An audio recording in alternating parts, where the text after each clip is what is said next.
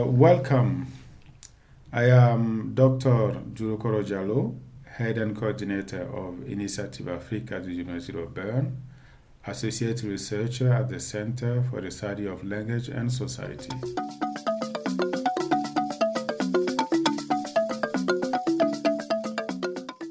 We have a new webinar series today with our partners, who are, please. I'm Franca Ibai from the University of Applied Sciences Northwestern Switzerland in Basel. And Roman Bögli. I'm a PhD student at the Software Engineering Group of the Institute of Computer Science at the University of Bern. Thank you very much. So as you can see, we are talking today about partnerships, about academic partnership, about research partnership, about partnership between Switzerland and Africa, between Europe and Africa.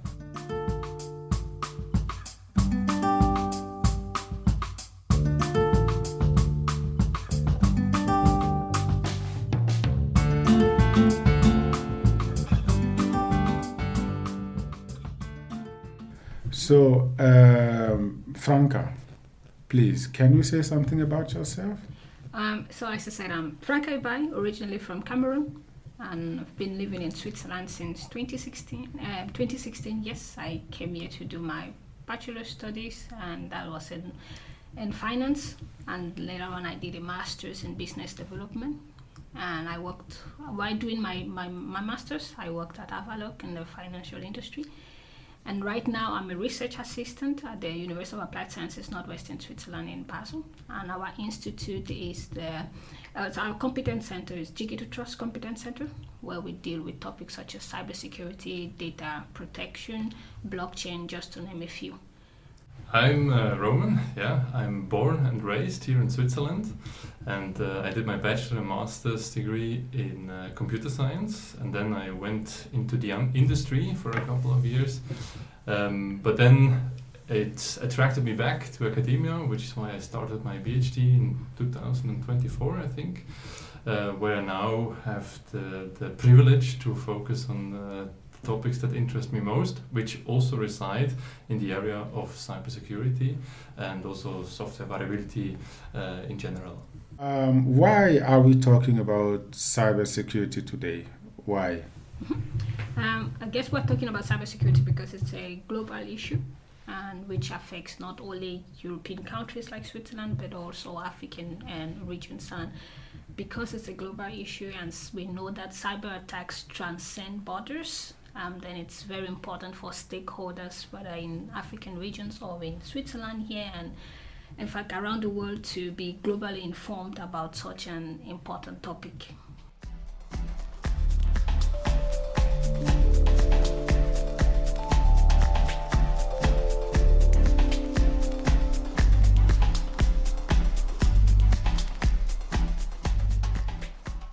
I completely support what Franca said in that sense. So, for instance, I can tell that one part of my research is also focusing of new uprising cybersecurity threats in the realm of the emerging quantum computer area, which opens up this topic to a completely new set of issues that needs to be addressed in a very versatile way, asking for a multi-partnership and even multicultural aspect here. So, but how did you start this project? You are part of a network, right? Yeah. So can you say something about this network? So that network is a Swiss Africa cybersecurity community. And just to go a step back on how we started, it stems from the fact that cybersecurity is a global topic. And because it's important not only in Switzerland, but also in the African regions, and we realized that some African regions are experiencing rapid technological development. And because of that, they are increasingly being exposed to cyber threats. And here in Switzerland, our institutions are well informed when it comes to cybersecurity, but the knowledge about cybersecurity in the African side we're still limited. So we thought that it would be good to bring both sides together, where the stakeholders here in Switzerland learn from the African side, and the African side can also learn from Switzerland.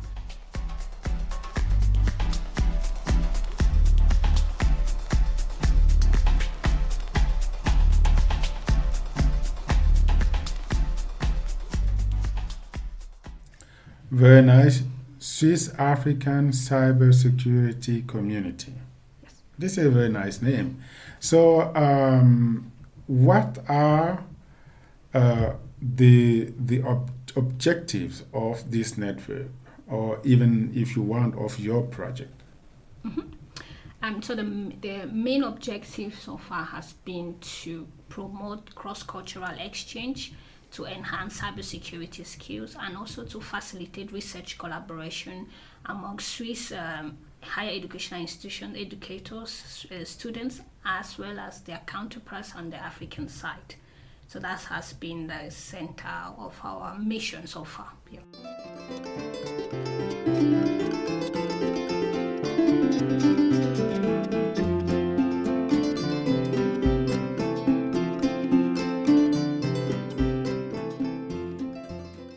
Who are all the people who are involved in this network? Can you say something about this, Roman? I would pass this. I know. I would pass this question to Franca. Yeah. Because Yeah. she knows better. Okay. So we are 5 African partners and 5 Swiss partners, and which Roman University of Bern is amongst. So let's start with the African side. We have 2 partners in Cameroon, so Swiss Link Higher Educational Institution, and then in Rwanda we have the Africa Blockchain Institute. Then in Nigeria we have University of Ibadan. In Ethiopia we have the University of Havasa University. And then in Switzerland, I think I mentioned the 5, just to be clear. Yeah.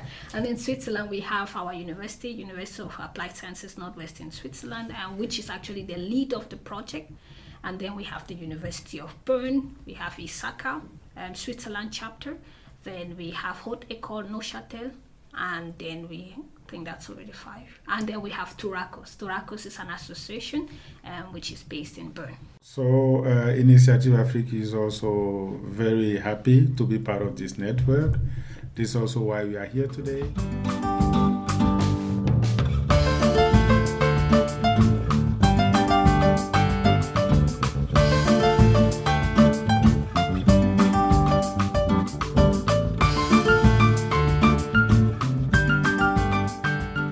So where does the money come from? Who funds the project? Okay, so our sponsor, the main sponsor is Movetia. Movetia is a national agency here in Switzerland that promotes exchanges and student exchange and educational exchanges in Switzerland. So they have been our partner. So they have been our sponsor so far. So with major funding from Switzerland by the institution called Movetia. Exactly. And how long is the project going to last? How many years?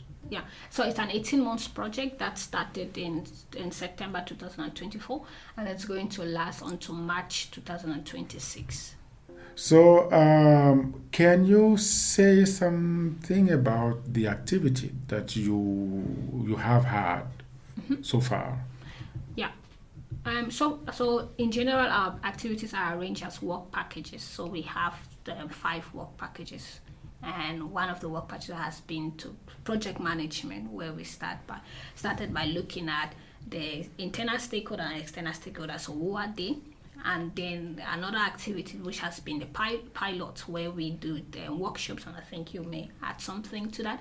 And the workshop is a very the pilots are very important. It's a very important work package, because there the partners actually held some workshops. For example, the University of Bern had a workshop.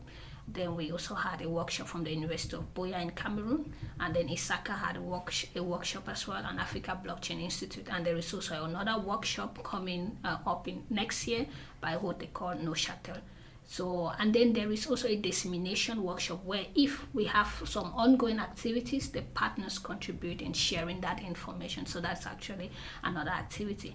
And then general activities include our meetings, where we come together as partners. So we have one coming up in December, where we discuss what is going on, where are we as of now, how are we progressing, what are the lessons learned. Then there is the meet and greet, where we pair partners together just for them to get to know one another and maybe discover some new synergies between themselves.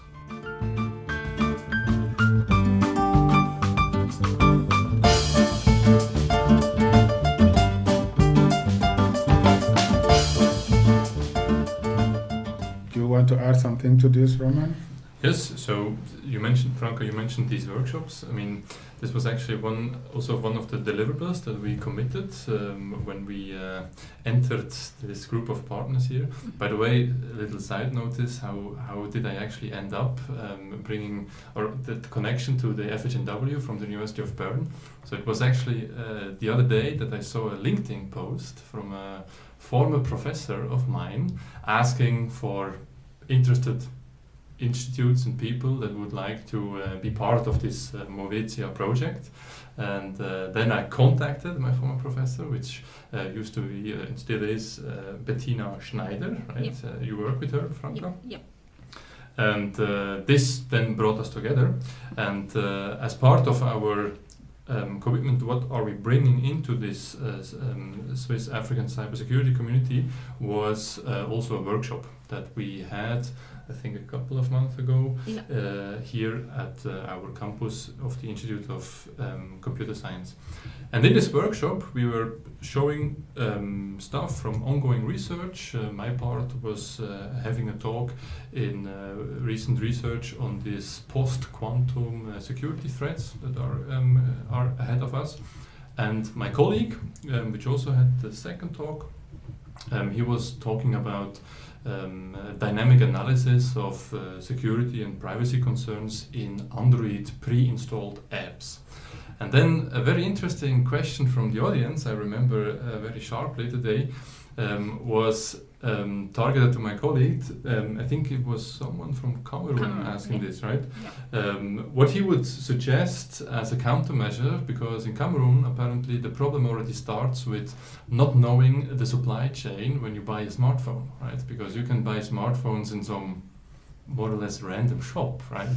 And this is an interesting thought, because from our perspective here in Switzerland, this is not a threat, right? I mean, we never thought about this, that a smartphone that you buy in a shop could be tampered in some way.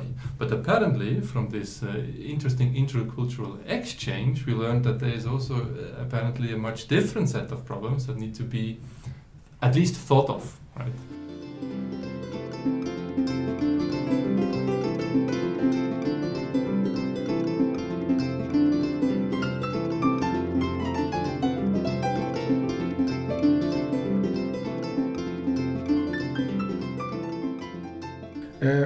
Roman, could you say more about the roles and the contributions of the different partners? Yes. So besides our workshop, there were also other partners that have had workshops already, or they are scheduled for bringing other workshops to the line. Then further, I think we also committed in promoting this information exchange, right? This was also one of the deliverables, and we addressed this in the context of a student work, where we try to harvest together a lot of cybersecurity related information from various distributed databases in the internet, and converging them into a single source of application, which was intended to then also augment the knowledge transfer there. Besides this, the mentoring program, exactly. Yeah. The mentoring program.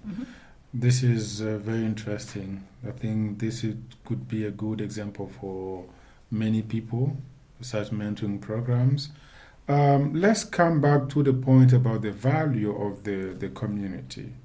So what can you say about this community? How would you describe this community? First of all, I would describe it intentionally very heterogeneous, right? I mean, there are so many different people with very different backgrounds from very different domains, but all sharing this unifying trait of being in some way or another interested in the cybersecurity topic. So this is already very valuable in my sense, because I think, and this was also one of the major driving factors why I also opted in for this call I saw on LinkedIn, that we here in Switzerland, we at least I speak for myself, right? We have barely any touching points with the African continent, and I think this is a very underestimated potential there. So this is a very nice objective here to foster this interrelation. From this interchange, from this communication, we can draw actually valuable feedback on our research, and also like, if you say so, critique on our research and how we can augment them and make them more relevant, not only for our communities here but also communities in Africa.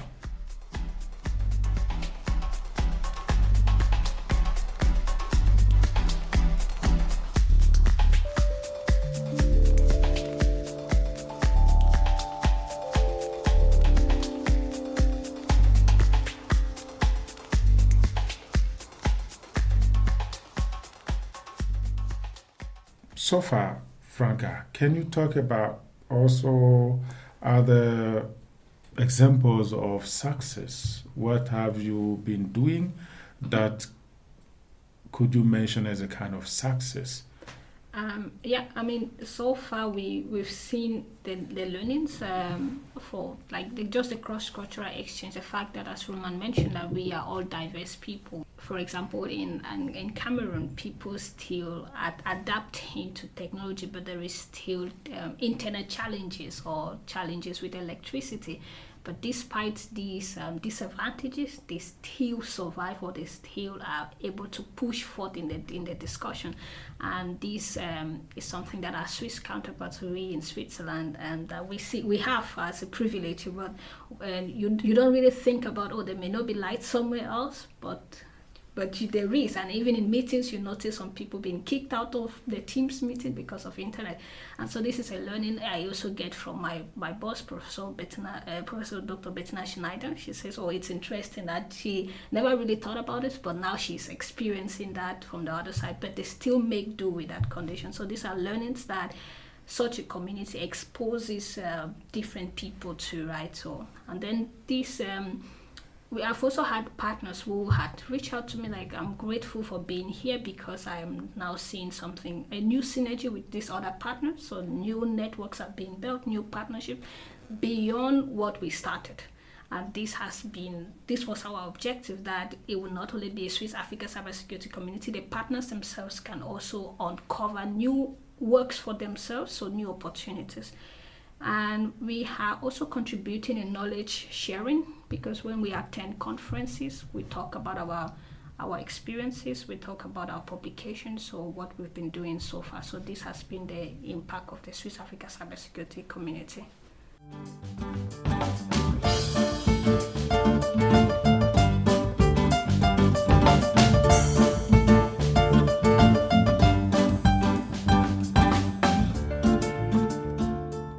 And what are your future plans? So what we promised Movetia would be that at the end of this project, we want to establish an association. So where it becomes a real community on its own, no longer a project. And so this would be a part of our discussion in our next general meeting. And within this association, we have a number of some activities that we foresee doing. It could be a podcast where we discuss our learnings and cybersecurity developments around both regions, so the African side and Swiss side. We also look at an important opportunity would be to facilitate this mentoring, which you talked about, Roman, within the association. Maybe connecting a mentor here in Switzerland with a student, or in Cameroon or in Nigeria. Yes. This is very nice. So what would you say about this? What would be like the role of other partners or of the University of Bern in this process? So For this long-term perspective, where this community should morph into, you mentioned the association. I think the one particular role of the University of Bern and all the research groups that are in one or the other direction connected to the field of cybersecurity or privacy technology, they could be part of this association, and which I think is a very recommended thing to do, just solely for the purpose of having these connections and being part of this community, and also knowing these other institutes. And then, of course, the other one, I think such an established institution like the University of Bern can certainly also facilitate and accelerate funding achievements for prospective research in this intercultural field of interest and research endeavors.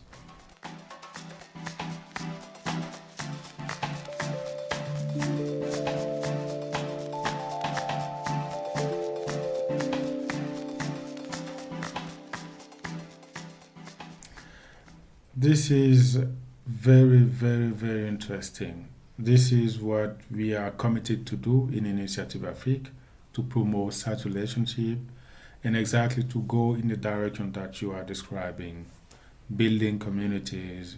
So, do you have any call Yes. for action? Yes, so we are very open. So if there are other organizations, whether they are players in cybersecurity field, so private organizations or public institutions interested in cross-cultural exchange around this important topic of cybersecurity, so get in touch with us to be part of us, and whether they are in Switzerland or abroad or in on the African side as well, please, you're welcome to become part of the community. My call maybe would be, don't just focus on United States or America or Europe or Asia. Hold on a moment and focus also on Africa. It's a very interesting and very valuable, with a huge potential of collaboration, a continent that should be acknowledged much more, especially in academia. Thank you very much. These are very nice closing words. Thank you for your time. Thank you for your contribution. And we just are happy and proud to be part of this network, and we wish you good luck for all your future plans. Thank you. The pleasure was mine. Thanks.